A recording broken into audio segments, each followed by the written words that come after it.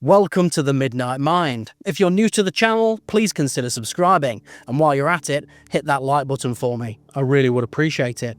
It's midnight, and that's the perfect time to step into the mind of Jung. Have you ever noticed how the same types of people appear again and again in your life? The fearless fighter who never backs down. The leader who tries to command, but often lets pride get in the way. The clever one who bends the rules and always seems to find a way through. The loyal protector, who puts duty above himself. These figures are more than personalities, they are patterns, archetypes that live inside each of us, waiting for their moment to take the stage. Carl Jung believed that archetypes are the deep structures of the human mind. They're not inventions of culture, but timeless roles, shaping the way we see ourselves, the way we act, and even the way we tell stories. That's why the oldest tales still feel alive today. They don't just describe heroes and gods, they describe us. The Iliad, the oldest book in the Western canon, begins not with peace but with rage. Homer opens with a single force, Achilles' fury. That rage thunders through the poem, shaping destinies, toppling heroes, and echoing across history. But the Iliad is more than a chronicle of war. It's a theatre of archetypes. Achilles, the warrior. Agamemnon, the king. Odysseus, the trickster. Hector, the protector. Even the gods themselves, projections of the forces moving within the soul. To read the Iliad is not only to witness battles on the plains of Troy, it is to peer into the unconscious, to see the roles we all play, the conflicts that live within, and the energies that drive us, whether we know them or not. These archetypes are not relics of the past, they're the blueprint of the mind, still active in every human life. The first archetype to stride across the stage is the warrior, embodied by Achilles. He is strength incarnate, unstoppable, passionate, ferocious. He embodies courage and power, the part of us that longs to act decisively, to overcome obstacles, to prove our worth through struggle. Every culture has celebrated this figure, for without the warrior, nothing is defended and nothing is achieved. Yet in Achilles, we also see the shadow of the warrior. His rage is not disciplined, his pride is not tempered. He withdraws from battle in wounded vanity, condemning his comrades to death. Later, he returns in fury, desecrating Hector's body in revenge. This is the warrior unbalanced. Energy without wisdom, power without restraint. Jung would remind us that every archetype contains both light and shadow. The warrior can protect, but he can also destroy. Modern life still idolizes the warrior. We see him in athletes, soldiers, entrepreneurs, anyone who conquers by force of will. Yet we also fear him, because his fire burns without limit. The lesson of Achilles is clear. Strength without self-mastery becomes its own form of ruin. The warrior archetype lives in each of us, but it demands discipline if it is not to consume us. Standing opposite Achilles is Agamemnon, the archetype of the king. The king represents order, leadership, and stability. He is the one meant to unify, to provide structure, to guide his people through conflict. In Jung's view, the king is the organizing principle of the psyche, the ruler who brings balance to the inner world. But Agamemnon is a flawed king. He rules not for service, but for ego. He seizes Achilles' prize to assert dominance, sparking the quarrel that sets the tragedy in motion. Instead of uniting his army, he divides it. Instead of embodying wisdom, he succumbs to arrogance. Here the Iliad shows the shadow of the king. A ruler who seeks power for himself becomes a tyrant. He stabilizes nothing. He destroys what he was meant to protect. This duality of the king is timeless. In every organization, in every government, in every family even, we see it play out. A leader who rules with humility and service creates harmony. A leader who rules for pride creates chaos. The archetype of the king is essential, but when corrupted by ego, it becomes one of the most dangerous forces in human life. Achilles the warrior and Agamemnon the king embody two great energies of the psyche, strength and order, courage and leadership.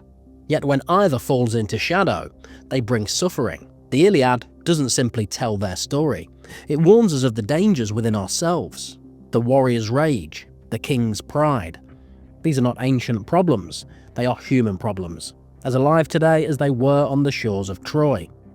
If Achilles embodies raw force and Agamemnon represents authority, Odysseus reveals another face to the psyche, the trickster. In the Iliad, Odysseus is not the strongest warrior, nor the most noble leader. His power lies elsewhere, in cunning, adaptability, and the ability to shape reality with words as much as weapons. He bends rules, twists appearances, and turns disadvantage into opportunity. The trickster is one of Jung's most fascinating archetypes because it embodies contradiction. He is both wise and foolish, destructive and creative, deceitful and ingenious. Odysseus embodies this paradox perfectly. He survives not because he is the bravest, but because he is the most adaptable. When strength fails, trickery succeeds. When force cannot open the door, wit finds the key. In the Iliad, and especially later in the Odyssey, Odysseus shows us the enduring power of the mind over brute force.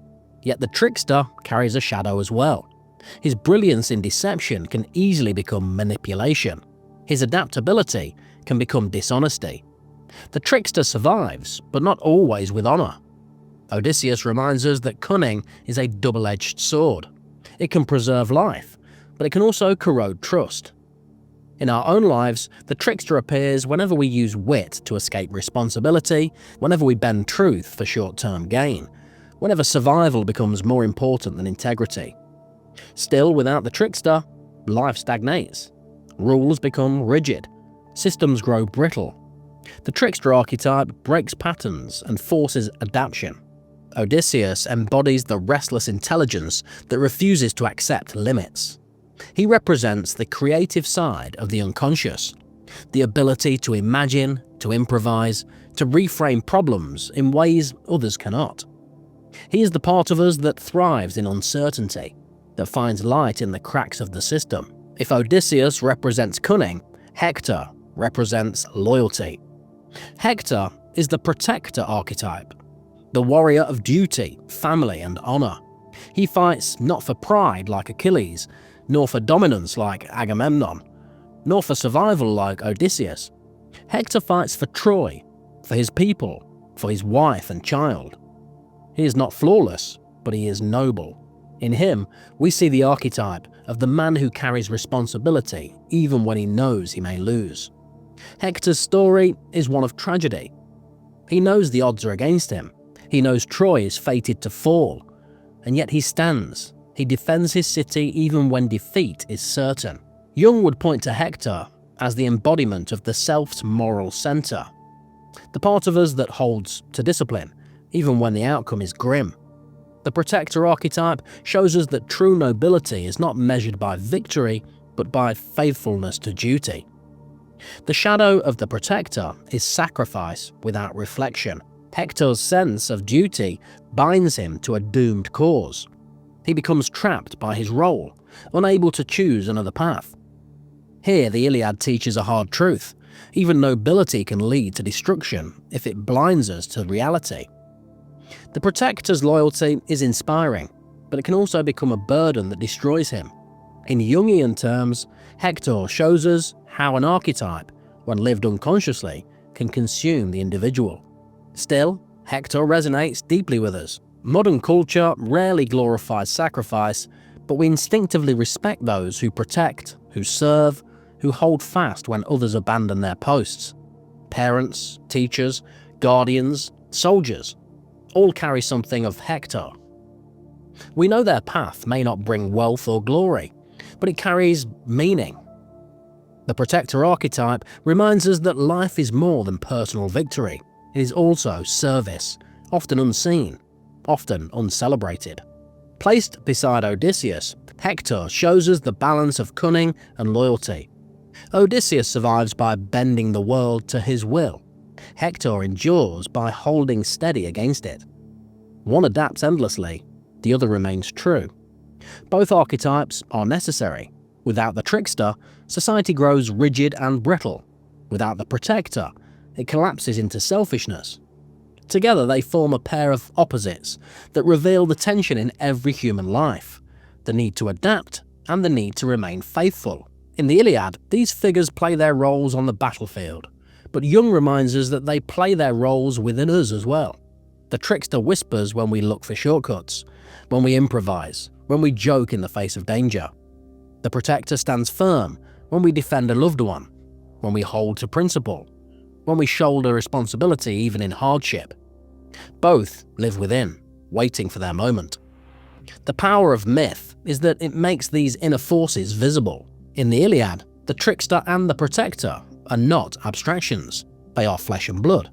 They speak, they act, they bleed, they die. In them, we see ourselves magnified, and by seeing them, we recognize the same energies moving in our own lives. The myth becomes a mirror, and through it, we come to know the blueprint of the mind more clearly. If Achilles is the warrior, Agamemnon the king, Odysseus the trickster, and Hector the protector, then the gods of the Iliad are something else entirely. They're not individuals so much as personifications, forces of the psyche given voice and power. They embody love, rage, wisdom, and fate. Jung would say they are projections of the unconscious, magnified into divine form. To read the gods is to see the hidden drives of humanity written in fire across the heavens. Zeus, ruler of Olympus, embodies authority and fate. He is the king of kings, but even he is bound by a power greater than himself, the threat of destiny. In this, Zeus shows us the archetype of ultimate authority restrained by law. He reflects the part of us that craves order, that seeks control, yet feels bound by forces beyond our grasp. No matter how strong the will, there are limits. Even the gods bow before necessity. Athena, goddess of wisdom and war strategy, represents clarity of thought. Where Achilles charges and Agamemnon commands, Athena guides with reason. She embodies the archetype of the wise counselor, the inner voice of intellect that tempers passion. Jung would call her the anima in her positive form, the feminine presence that brings balance, foresight, and restraint. She's not brute strength, but the intelligence that channels strength into victory. Apollo, god of the bow and plague, embodies the duality of creation and destruction. He brings music and prophecy, but also disease and sudden death. He shows us the archetype of the artist and the destroyer combined. Apollo reminds us that beauty and terror are often bound together, that inspiration can illuminate or consume. He represents the dangerous gift of vision, the ability to see more than others, but also the burden of that sight. Aphrodite, goddess of love and desire, reveals the archetype of passion. She is beauty that ensnares, attraction that overwhelms, desire that blinds. In the Iliad, she protects Paris, the man whose lust for Helen ignited the war. Jung would see Aphrodite as the anima in shadow, love as obsession, desire as downfall. She embodies the magnetic pull of longing, the part of us that sacrifices reason for pleasure, and often suffers for it. The gods of the Iliad don't act with distant neutrality. They meddle, interfere, and scheme. They take sides in the war, pushing mortals towards triumph or ruin. At first, this may seem like mythology's exaggeration, but Jung would say it is a profound truth. The unconscious shapes events in ways we cannot control. Our hidden drives, our passions, our fears, they act upon us as if they were gods whispering in our ears. There's a striking passage where Zeus reflects on fate, watching the unfolding battle below. For not even I, with all my power, can save a mortal man once fate has sealed his doom. Here we see the deepest archetype of all, the inevitability of death. Even Zeus cannot prevent what is destined. Jung might say this reflects the truth that the unconscious holds a reality larger than our ego. We can resist, deny, or fight, but the ultimate law of existence remains. Mortals may rage against it, but no one escapes. What makes the gods so compelling is that they are not purely external. They are dramatizations of the forces inside us. When Athena whispers to a hero, it is the whisper of reason within our own minds. When Ares rages on the battlefield, it is our own anger erupting into violence. When Aphrodite seduces, it is our own desire pulling us into blindness. The gods are mirrors, and the Iliad shows us not just their faces, but our own. Jung called this process projection. We cast our inner lives outward, onto stories, symbols, and myths. The gods of Homer are projections of the deepest human truths. They make visible what is usually hidden, and in doing so, they allow us to see the blueprint of the psyche, not as abstract theory, but as vivid drama. This is why myths matter. It tells us what psychology later confirms, that human beings are not ruled only by reason. We're driven by archetypal forces larger than ourselves. The king, the warrior, the trickster, the protector, the gods. They all live within us, shaping our choices. When we fail to recognize them, they act unconsciously, pulling us like puppets. When we see them clearly, we begin to understand ourselves. The Iliad endures because it is more than history. It's the map of the human mind drawn in blood and fire. To read it with Jung's eyes is to recognize that the war outside reflects the war within. The clash of warriors mirrors the clash of instincts. The schemes of kings mirror the schemes of ego. The voices of gods mirror the voices of the unconscious. And so the lesson of Homer and Jung is simple but profound. If you want to understand yourself, read the oldest stories, because within them lie the archetypes still moving in your life. The warrior in your drive, the king in your authority, the trickster in your cunning, the protector in your loyalty, and the gods in your desires and fears. The Iliad is not just ancient poetry, it's the ancient blueprint of the mind.